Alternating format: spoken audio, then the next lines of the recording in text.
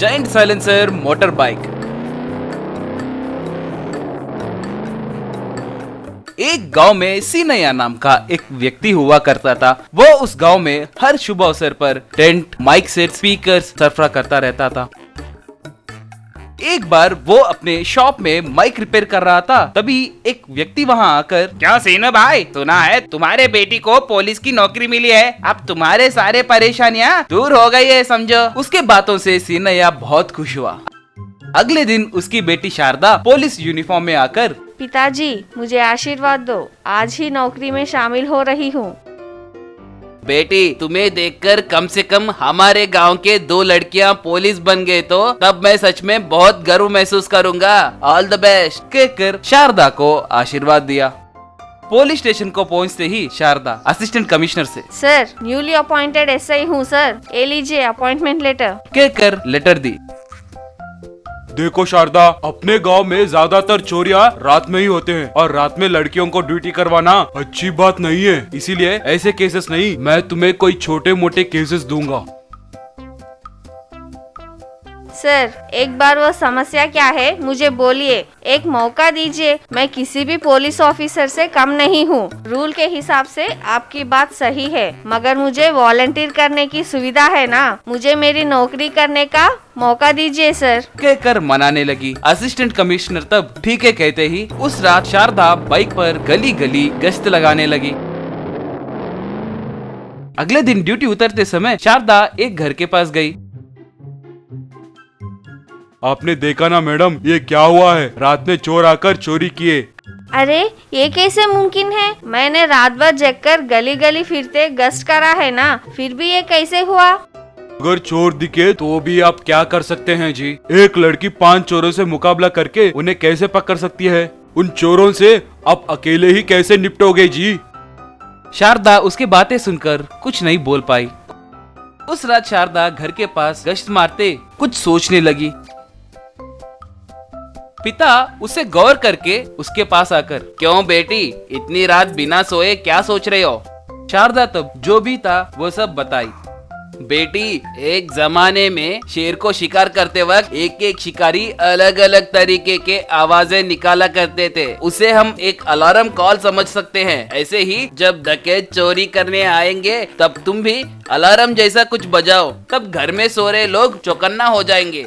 Super idea पिताजी, मगर पिताजी उतना बड़ा आवाज करने वाली अलार्म को मैं कैसे बनाऊंगी। सोचकर अपने बाइक के साइलेंसर को निकालकर अपने पिताजी के शॉप में मौजूद एक बड़े से माइक सेट को बाइक से जोड़ दी। अगले दिन रात हरदम की तरह नए जायंट साइलेंसर मोटर बाइक पर शारदा गश्त मारने लगी। एक जगह उसे शक आने पर एक घर के पास रुकी। शारदा उस घर में चोर घुसते हुए देखकर तुरंत अपने बाइक को झट से रेस की। बस उस माइक से निकले आवाज से वो घर वाले उठ गए। ये क्या इतना बड़ा आवाज आ रहा है, क्या हुआ, कहकर देखने पर उसे चोर दिखे और वो चोर चोर कहकर पुकारने लगा और उन चोरों को पकड़कर पीटा। इतने में शारदा वहां पहुंचकर उन्हें अरेस्ट करके जेल में डाली। शारदा की क्षमता और सूझबूझ की प्रशंसा करते हुए असिस्टेंट कमिश्नर उसका अभिनंदन किए। सौतेली माँ डिस्ट्रॉइंग कार। एक घर में सुदीप नाम का आदमी था। पहली बीवी के मर जाने पर वो अपनी बेटी कमला का बहुत बढ़िया देखभाल करता था, लेकिन उसकी दूसरी बीवी अमला बहुत बुरी थी। सुदीप को उसकी बेटी सुमति से ज्यादा कमला से प्यार होने के कारण वो कमला की अच्छी देखभाल नहीं करती थी। एक दिन अमला कमला से, देखो हम शॉपिंग के लिए बाहर जा रहे हैं, आते आते शाम हो जाएगी। अगर किसी ने पूछा तो बोलो तुम्हारे लिए जा रहे हैं, नहीं तो खाल छील के रख दूंगी। ठीक है माँ, आते वक्त मेरे लिए कोई ड्रेस ले आइए। क्या तुम्हारे लिए ड्रेस ले आऊं? मुझे नौकरानी समझ के रखा है क्या? तमीज से बात करो, कहकर चिल्ला के चली जाती है। शाम को शॉपिंग से वापस आकर सुदीप और कमला को साथ बैठे हुए देख अमला, बेटी कमला तुम्हारे लिए बहुत जगह शॉपिंग करके ये सारे कपड़े खरीदे हैं। अरे अमला, तुम इतनी अच्छी हो, कमला को अपनी बेटी की तरह प्यार करती हो। क्या आप भी मेरे लिए सुमति और कमला समान हैं, लेकिन शॉपिंग में पैसे थोड़ा ज्यादा हो गए हैं। अरे मेरी बेटी से बढ़कर कुछ नहीं कहकर अंदर चला जाता है। देखो कमला, अगर किसी ने पूछा तो बोलो ये सब तुम्हारे लिए है, नहीं तो मेरे बारे में तुम्हें पता है ना, खबरदार। कहकर चली जाती है। ऐसे अमला सुमति के लिए ढेर सारे कपड़े और गहने खरीदती रहती है। एक दिन कमला स्वीट्स देते हुए, पापा, मुझे एक बड़ी कंपनी में नौकरी मिल गई है, सब आपका आशीर्वाद है। बढ़िया है, मुझे बहुत खुशी हुई ये सुन के। I am proud of you बेटा। कमला की नौकरी का समाचार सुदीप पूरे गांव को देता है। उस शाम को सुदीप कमला के लिए एक कार गिफ्ट करता है। कमला, आज से तुम इस कार से ऑफिस जाना। तुम्हारी माँ होती तो बहुत खुश होती। वैसे कमला ऑफिस और बाकी जगह उस कार में घूमती थी। एक दिन पंडित जी सुदीप के घर कमला के लिए रिश्ता लेकर आते हैं। नमस्कार अमला जी, मैं आपके घर एक बढ़िया रिश्ता लेकर आया हूँ। आपकी बेटी कमला का इस गांव के जमींदार के एक लौते वारिस, उनके सुपुत्र का रिश्ता। क्या करोड़ों जायदाद वाले जमींदार के बेटे का कमला के साथ रिश्ता? हाँ, कैसे? क्यों अमला जी, गुण, लक्षण और खूबसूरती में क्या हमारे कमला का कोई तोल है? कार में खुशी से जब जाती रहती है, आहा, तब लगता है कि जैसे स्वयं लक्ष्मी देवी जा रही है। तुम्हारे और उस जमींदार का टेस्ट खराब है। मेरे बेटी सुमति कमला से बहुत बेहतर है, चाहे वो खूबसूरती हो या अक्लमंदी। कार का क्या है, आज नहीं तो कल आ ही जाएगा। अमला जी, मैं आपकी बातों को समझ रहा हूँ, लेकिन इन लोगों को कमला के साथ ही रिश्ता बनाना है। सुदीप जी जब घर पे होंगे तब मैं वापस आऊंगा, कहकर वहाँ से चला जाता है। कमला को इतना अच्छा रिश्ता मिले, मुझे ये पसंद नहीं। लगता है इस कार की वजह से सभी इसको देख के आकर्षित हो रहे हैं। उस कार को तोड़ दूंगी तो ये सब बंद हो जाएगा। सोचकर अमला अगले दिन सभी के उठने से पहले उठकर घर के बाहर पार्क किए हुए कार को एक बड़े लकड़ी के सहारे तबाह कर देती है। कार चूर चूर हो गया, सारे रिश्ते अब बिगड़ जाएंगे। सोचकर चुपचाप आकर सो जाती है। थोड़ी देर बाद सुमति, माँ उठो उठो, देखो क्या हो गया, कहकर टूटे हुए कार को दिखाकर, माँ, दीदी ने कल रात को मुझे ये कार गिफ्ट दिया था, लेकिन किसी ने रात को उसे चूर चूर कर दिया, कहकर दुखी होती है। अमला चौंक जाती है। कमला के अपने छोटी बहन के प्रति प्यार को देखकर अमला को अपनी गलती का एहसास होता है और तब से वो कमला की अच्छी देखभाल करती है। वो सूर्यनगर नाम का गांव है। उस गांव में सतीश नाम का व्यक्ति साइकिल पर चप्पल भाई चप्पल, हवाई चप्पल, रबर चप्पल, स्कूल शू, स्पोर्ट्स शू, आओ भाई आओ, यूं चिल्लाते हुए चप्पल बेचा करता था। एक दिन सतीश की पत्नी रेनू, ओ जी, कब तक यूं साइकिल पर चप्पल बेचा करोगे? व्यापार में आगे बढ़ना है ना, कुछ अलग और नया सोचो ना।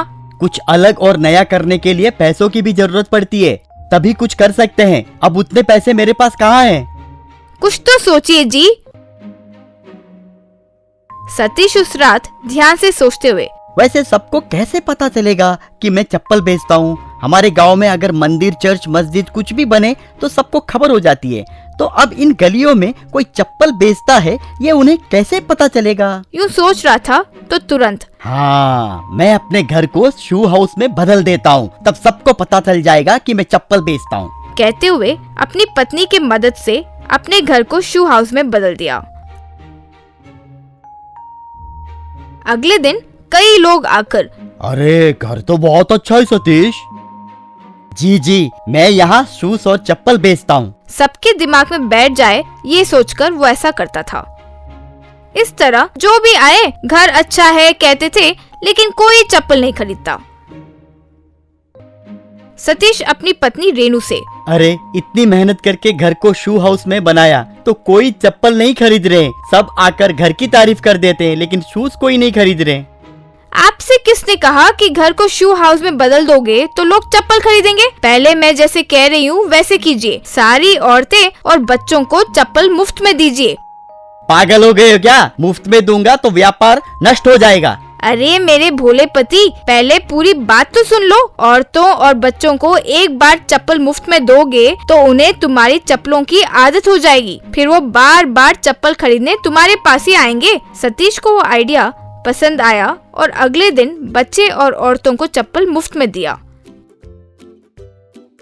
एक बच्चा, हाय मुझे रेड कलर की चप्पल मिले, मेरा फेवरेट कलर। रे मेरा चप्पल देखा, pink colour, Yahoo! High heels इस्तेमाल करने का कब से सोच रही थी, मेरी ख्वाहिशें अब पूरी हो रही है। यूं कई लोग खुशी से चप्पल लेने लगे। कुछ दिन बाद एक घर पर, डैडी डैडी मेरा रेड कलर चप्पल खेलते खेलते टूट गया डैडी, मुझे नया खरीद कर दो ना डैडी। ठीक है, रोना बंद करो, कहते हुए सतीश की दुकान पर गए। फिर पिता सतीश से, हाँ तो भाई, मेरे बेटे का लाल रंग का पागलपन अभी तक दूर नहीं हुआ है। कब से लाल रंग वाली चप्पल की जिद कर रहा है, एक जोड़ी चप्पल देना भाई। तब सतीश चप्पल देते हुए, 200 रुपए हुए भाई। क्या 200 रुपए फ्री नहीं है? क्या जी, आप भी मुफ्त में देते रहे तो व्यापार कैसे चलेगा? ठीक है, कहकर उसे 200 रुपए दिया। फिर एक औरत आकर, सतीश जी आपके दिए हुए हाई हील्स जब से पहन रही हूँ, लोग मुझे गिड्डी बॉनी बुलाना बंद कर चुके हैं। और तो और एक बढ़िया सा शादी का रिश्ता भी आया है, लेकिन कल मंदिर में किसी ने मेरे चप्पल चुरा लिए, एक और हाई हील्स का जोड़ा तो दीजिए ना। तब सतीश उसे चप्पल देते हुए, 500 रुपए। वो 500 रुपए देकर चप्पल खरीदी। इस तरह गांव वालों को वो शूज, चप्पल, स्कूल शूज को वहीं से खरीदने की आदत डलवाया। गांव में किसी को भी चप्पल खरीदना होता तो शू हाउस में आकर ही खरीदता। कोई नया चप्पल की दुकान खोलता, लोगों को सतीश के दुकान की चप्पलों की आदत होने के कारण कोई दूसरी जगह से खरीदता ही नहीं और कंपटीशन के लॉस को बर्दाश्त नहीं करने के कारण चले जाते थे। इस तरह सतीश अपने पत्नी के दिए आइडिया से चप्पल की दुकान को खूब अच्छे से और खुशी से संभाला।